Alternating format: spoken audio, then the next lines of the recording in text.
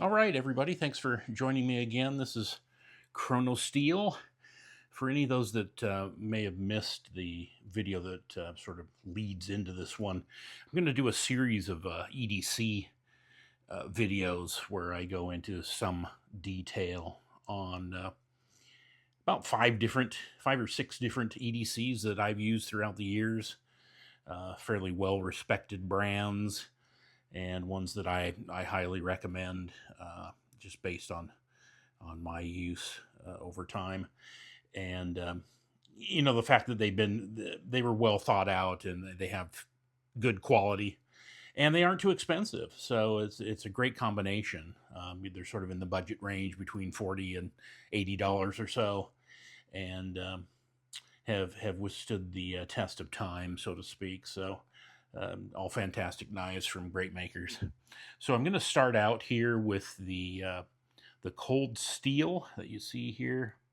This is the AD-10 Lite from Cold Steel. It's made in Taiwan, as you can probably see there, and it's using Oz 10A for the steel, which is a pretty good steel. It's not extremely hard, but it's, in the high 50s, low 60s, and retains its edge quite well, but is also fairly easy to sharpen and is tough. Toughness means that its ability to not chip.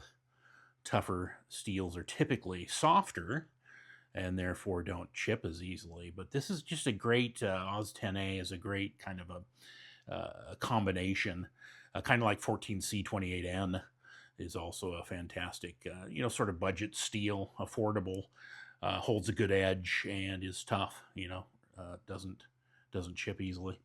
So this knife is about 3.5 inches long as far as the blade goes. That length here to here, and which is a great size for EDC for carrying, and is its claim to fame, of course, is its triad lock, and it's very unique Andrew Demko design, incredibly strong. If you look at the thickness of the steel along that back spacer and moving into the blade itself, it is very robust. It's incredibly strong. This is part of the triad lock itself, and I'll show you. I'll open this up in a minute and show you the details. But this is interesting because it gets, if you can see that, it gets thicker right here near the tip of the blade. So it's got some incredible, if you wanted to, prying power. Not that I would say that you want to do that necessarily, but it could certainly withstand it. The handle is GFN, which is a very tough material. It's got a great feel to it. Feels really good in the hand. My hands are probably on the larger side, I guess I would say, but it just fits in my hand, very, very well, very comfortably, and even has a nice finger choil here if you want to choke up with these two, even though they're fairly large. I would call it jimping, I guess. It certainly works on the thumb and the finger on the finger choil.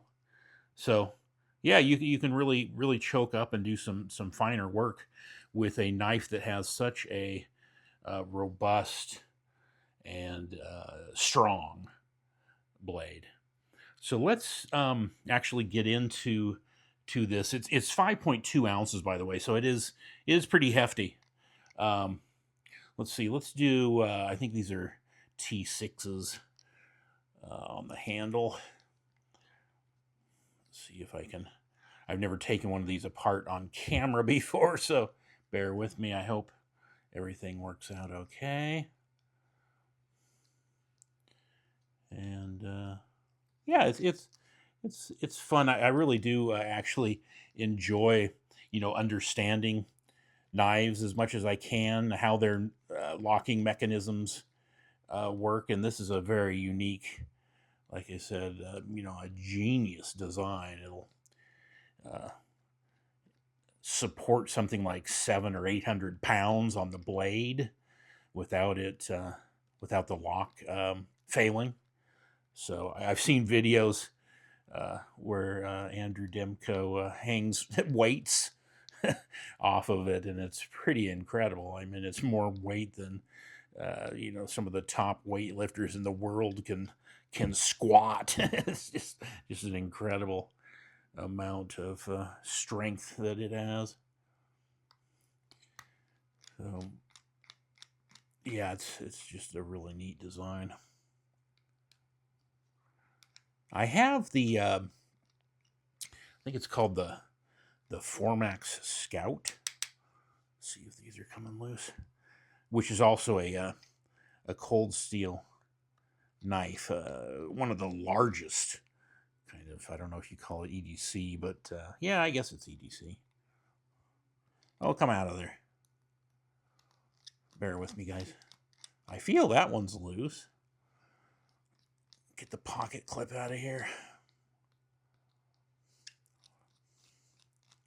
Inevitably, when you do something on camera, you run into issues.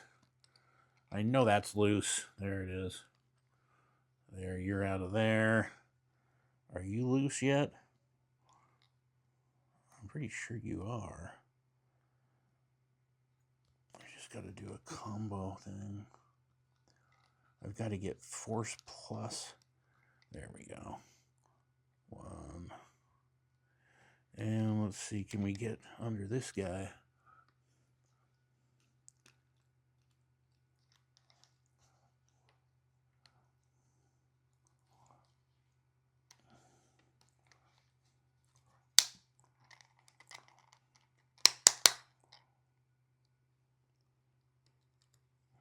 There we go.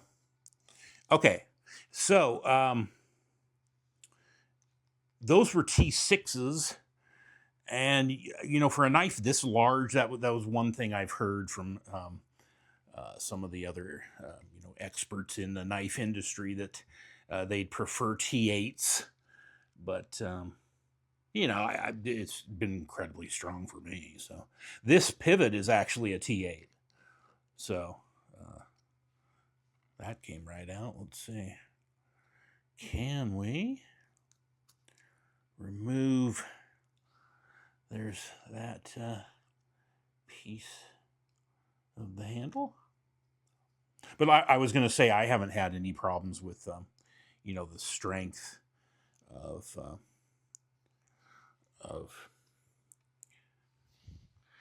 the pivots, or the screws. Nothing has caused me problems, or made anything come loose at all. So never had an issue. And I just got this regular head here because I think it might help me get into something here.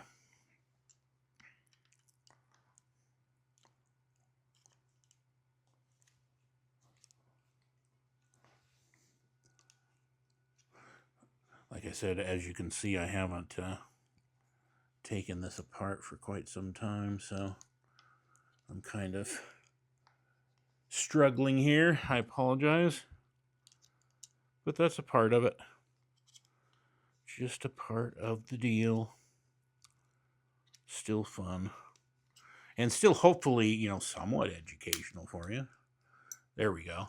This actually popped out, unfortunately. Let me get this turned around. Here's the inner makings of the triad lock. This sits in here, and then this spring, basically, a metal piece, looks like that. That sits in there, and then this holds that in place. It goes in that slot, and then that holds pressure down on this part of the mechanism right here. So that is how that works. You know, when you push down up here to release the blade, it's locked right now. And that is not, when everything's screwed in place, this is not going anywhere. You can see how robust this piece right here is when it goes into that slot, and then this peg here, it rests between those, and that is where all of the strength comes from. So it's an incredible lock, and I've heard that, you know, over time, as it ages and wears in, that it even gets stronger, you know, more robust, and it holds its place even better, or holds the blade in place even stronger, you know. So yeah, that's what we're looking at here. I just wanted to show that to you guys. I had on the Formax Scout, when I received it, it had this section right here, this part of the, almost like a hammerhead, this part right here had some lines in it, some kind of striations in this area here. And when they rubbed against the, let me get this back in place. When they rubbed against this portion of the blade, when it was being deployed, it was kind of rough and a little bit difficult to, wasn't smooth, basically, not a smooth deployment. So I ended up taking that and sanding it for a while, actually putting it on a sharp all diamond plate, like at 1200 grit, and just kind of smoothed it out. And I'll do a video on the Formax Scout, but it's incredibly smooth now. And this one never had an issue at all. It's been smooth from day one. So just something to mention. And there is a way, if you do get have a feeling that you know, things are a little bit rough, it can be corrected if need be. So, you know, not all is lost. So this goes in here, this goes in here. Let's see, which way does this go? Is it that way? Let's see, it might be. This was kind of tricky to get into. Let's see, what did I have to do here? I think maybe did I do that? Did I even do that? Let's see, what did I do? There was some way to put this sort of below. Sorry, it's not easy to see what I'm doing here. Let's see if I can get that to kick in here like that, and then that.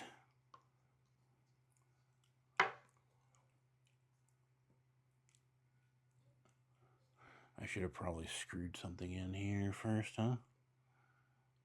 Well, that's in, but now is this in? Probably not. Hang on, bear with me. I think I'm sort of in place. Let's see what happens if we just sort of attempt to put this back on.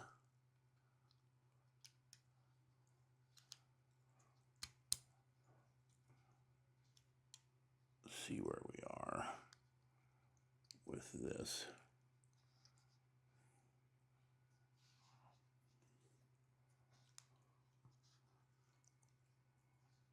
Just got to line things up properly, I think.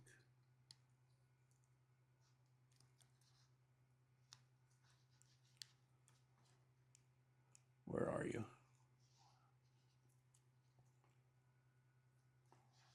Let's see, where is that one?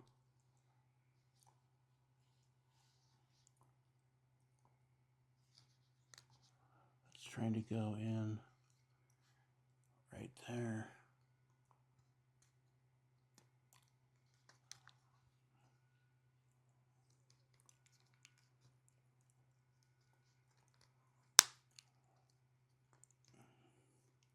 Well, that sounded good. I don't know. Is that good?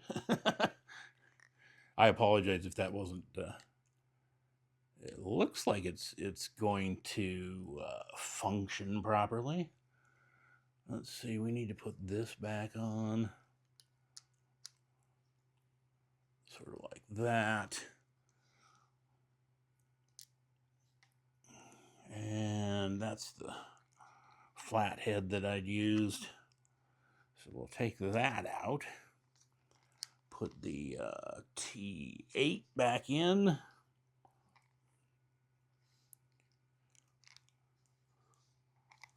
Yeah, so as you can see, it's not always easy peasy to take everything apart. And I'll show you that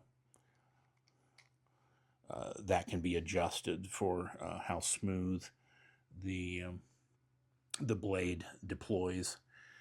And let's see, I think these are all the same size basically, except for the don't put the screw in there, except for the two longer ones on the pocket clip. All right, there's one going in. And I usually don't tighten anything all the way until I get them all part way. You know, a lot of times, at least growing up, I just learned that, you know, like doing lug nuts, for instance, just don't tighten each one completely, but do them partially and then do the final tightening, sort of catty corner to each other. You know, do it over here, then across from it, and then here, and then across from that.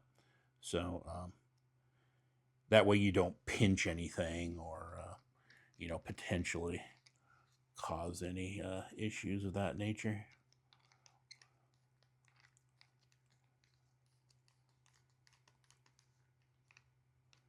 Okay, what's going on here? What's going on here? Let's see. Maybe that doesn't go in there. Let's see. The pocket clip's going to be, I think it's tip up right hand carry. So it's going to be it's going to be these two. I think I was trying to put the wrong screw in a pocket clip location. Let's try this.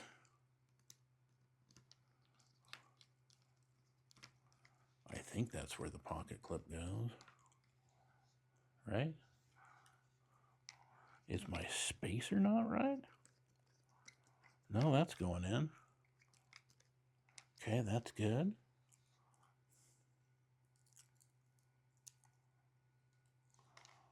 How about this one? Oh, you'll also notice, I didn't point that out, but there was, can you see the little bit of blue there? There was Loctite on these. And I have purchased some Loctite, but I'm a little nervous about locking screw threads in. You know, I like to take things apart, as you've seen here, and I just get nervous about the possibility of getting something locked into place and not being able to get it out. So I want to make sure these are all the same length. Yes. I think all of these little guys were the same length. So it's just the, and a lot of them do have still remnants of Loctite on them. It's just the pocket clip ones that are longer.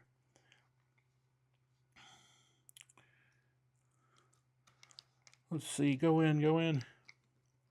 Hey, that went in. I think that's looking all right. I think we're there. Let's go over here.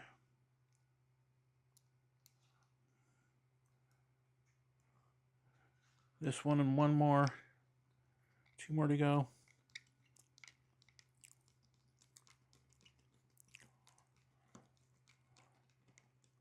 And then I'll go around and do a quick tightening.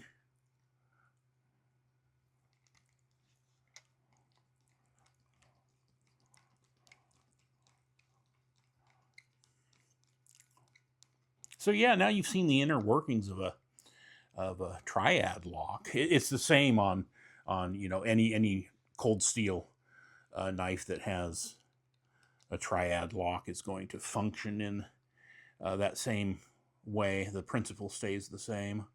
The size of the pieces might be a little different. The Formax Scout is huge, but the principle's the same.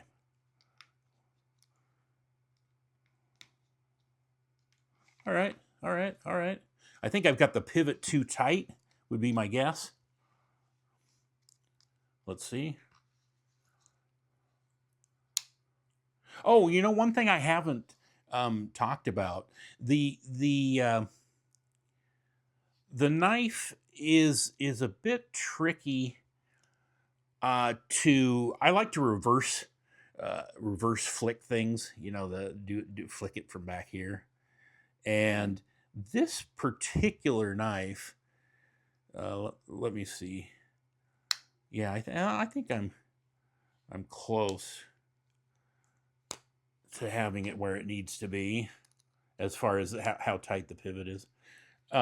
This particular knife, it's a little bit larger, and even though I have, you know, somewhat larger hands, when I put my middle finger, and I'm just learning how to reverse flick, to be honest, so I'm sure I could learn maybe how to do it on a knife of this size, but I've got everything, I think, in place. You know, my index finger's near the pivot or just a bit above it, and then I should be able to just push out here and flick that all the way open. But you know, I come really close, but I just can't get it. I just can't get it. So I have to do that, basically. What I've been doing is just kind of I think they call it a slow roll. Closing it, I'll show you that in a sec. Closing it is interesting too. You know, you don't want to keep your index finger back in this area at all, because that blade, if you're back in here, that blade is hitting your finger right there. But if you keep it up in this area, your finger up in this area, then it stops and rests on your finger before it gets to the sharp blade part, sharp part of the blade. And so then from there, you just kind of pinch grip it, and then shake it for the final closure. So you can single hand or one-handed operate this this knife, even though it's so incredibly robust. A little hard to reverse flick, like I was saying, but you can slow roll it here, you know, basically do that. And then you can close it by putting your finger up here, letting it hit your finger, the non-sharp part. Let me show you which part is actually hitting your finger. It's this part right in here. You know, that front portion of the finger choil, kind of, you know, where I gripped it earlier, like there. That's the part that's hitting. That part is hitting your finger, which is down in here, and so it's hitting your finger. Kind of like hard to show on camera, but like that, right there, like that, and then you just drop it from there. So yeah, I've really enjoyed this knife a lot, and really want to thank Andrew Demko for his design of the triad lock, and just making knives that you can feel confident in. You know this is not going to break. You know this is not going to bend. You know you're not going to have any quality issues with this knife. It's going to be there for the long run, and you just won't have any problems. It's easy to sharpen, incredibly strong, incredibly robust, and just a beautiful, beautiful knife. So yeah, just to close out, that's the Cold Steel AD-10A. It's made in Taiwan, where a lot of good knives are made. And once again, it is the AD-10 Lite. So thanks for joining me, folks. I'm going to do a Sencut Cybrix next, and we'll see what we can do with that one. Most of them I probably won't take apart completely. As you can see, it's a little bit cumbersome. I'm not the best at it, to be honest, but you know, I hadn't done it in a while either. So yeah, you sort of learn as you do it each time, and then you have to remember. So yeah, I'm going to go to a Sencut. Oh, you know, one thing I wanted to do, this channel's name is ChronoSteel. And if you've watched the Founders video, please, if you haven't, go ahead and take a look at that. It's just about 8.5 minutes long. That's it. But I go into the philosophy of why I created ChronoSteel and how craftsmanship and quality is of utmost importance to me, and my experiences in Japan and with Japanese knives and just Japanese culture in general have sort of solidified that fact that that quality is incredibly important, and you know, just respecting the craftsmanship that and time and dedication that are put into a lot of things. So the chrono part is for watches. You know, chrono means watch in or time, and I believe in Latin. So this, I'll try to do kind of a wristwatch check if I can.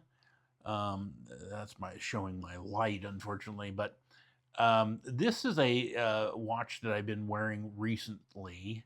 It's a Longines Master Collection chronograph.